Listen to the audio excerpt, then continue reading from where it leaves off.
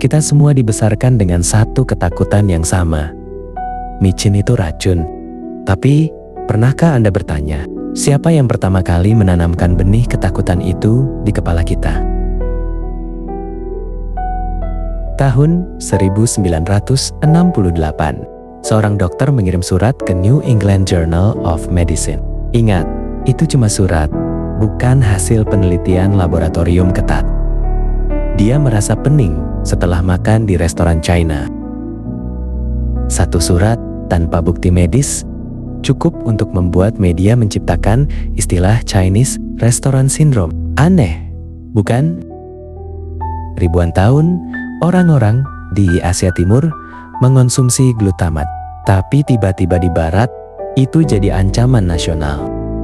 Mengapa keju parmesan, tomat, atau jamur yang kaya akan glutamat alami tidak pernah dituduh bikin bodoh? Apakah ini murni soal kesehatan? Atau ada bau rasisme sistemik untuk menjatuhkan ekonomi imigran? Kita dipaksa percaya pada sebuah sindrom yang sebenarnya tidak pernah terbukti secara klinis pada populasi luas. Jadi, apakah ini sains atau cuma operasi psikologis untuk mendikte selera makan dunia? Ketakutan adalah komoditas yang paling laris dijual. Ketika publik sudah termakan narasi bahwa MSG itu berbahaya, industri wellness masuk sebagai juru selamat. Lihatlah rak-rak supermarket sekarang.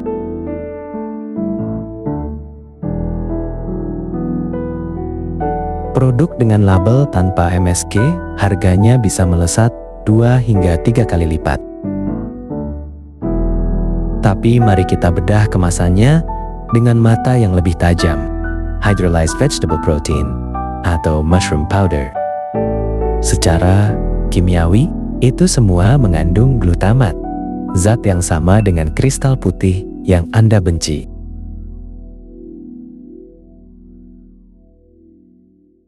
Mereka hanya mengganti nama, membungkusnya dengan kemasan organik atau alami, lalu memeras dompet Anda. Ini adalah taktik klasik korporasi. Ciptakan masalahnya, lalu jual solusinya. Kita tidak membicarakan kesehatan di sini. Kita membicarakan kontrol pasar. Mereka ingin Anda merasa bersalah jika membeli bumbu murah, supaya Anda terpaksa membeli kebenaran mereka yang mahal. Siapa yang sebenarnya diuntungkan dari ketakutan Anda? Inilah bagian yang paling menggelikan jika kita berani berpikir kritis. Para pakar menyuruh kita menjauhi micin. Tapi mereka lupa memberitahu bahwa tubuh Anda sendiri adalah pabrik micin terbesar. Otot kita, jaringan tubuh kita, bahkan otak kita membutuhkan glutamat untuk berkomunikasi antar saraf. Lebih mengejutkan lagi, air susu ibu mengandung glutamat dalam jumlah besar. Ya, rasa pertama yang dikenal manusia di dunia. Ini adalah rasa gurih yang sama dengan bumbu yang Anda buang dari dapur. Jika glutamat itu racun neurotoksik yang membunuh sel otak, kenapa evolusi manusia justru menjadikannya kunci utama fungsi kognitif kita? Kenapa bayi tidak jatuh sakit setelah meminum ASI?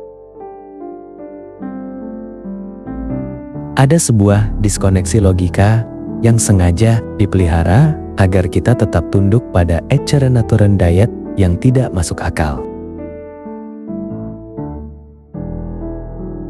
Mungkin kebodohan yang selama ini dituduhkan pada micin justru datang dari kemalasan kita untuk mempertanyakan narasi besar. Tetaplah skeptis. Karena di balik setiap label berbahaya, selalu ada kepentingan yang sedang bersembunyi.